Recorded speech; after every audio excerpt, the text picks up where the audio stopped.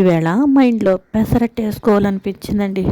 అంతే, పెసలు నానబెట్టేసాను. పెసలతో పాటు ఒక గుప్పెడు బియ్యం అయితే కూడా నానబెట్టుకోవాలండి. ఎందుకంటే మనం పెసరట్టు వేసేటప్పుడు పిండి బాగా తిరుగుతుంది గరిటెతోటి పెనం మీద.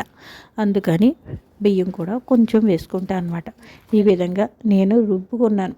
చాలా రోజుల తర్వాత అండి. ఎందుకో కొంచెం మనకి ఇలాగా రుబ్బుకుంటుంటే ఎక్సర్సైజ్ లాగా ఉంటుంది.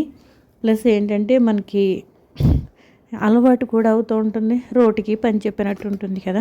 ఈ విధంగా మొత్తం ప్రాసెస్ ఇంగ్రీడియంట్స్ అన్నీ కూడా నేను రెడీ చేసుకొని పెట్టేసుకొని చేసేసుకున్నాను.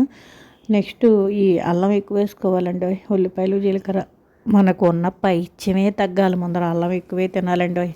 ఈ రోజుల్లో పైత్యమే ఉంటుంది అందరికీను. ఎటకారాలు ఎక్కువ కదా.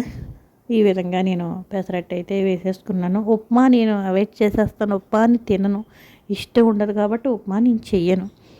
పెసరట్టు అయితే మాత్రం ఇష్టంగా తింటాను. ఒక్క విషయం అండి, ఇంట్లో వాళ్ళు ఎప్పుడైనా సరే ఏది చేసినా సరే ఆడవాళ్ళని బాగుంది అని కొంచెం మెచ్చుకోండి, చిన్న కాంప్లిమెంట్ ఇవ్వండి చాలు.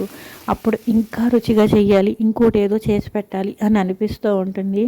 లేదంటే అసలు చెయ్యాలని కూడా పుట్టదండో. నాకైతే అలాగే అనిపిస్తూ ఉంటుంది. ఎందుకంటే ఇంట్లో వాళ్ళు ఎప్పుడు సంవత్సరానికి ఒక్కసారి కూడా బాగుందని చెప్పరు.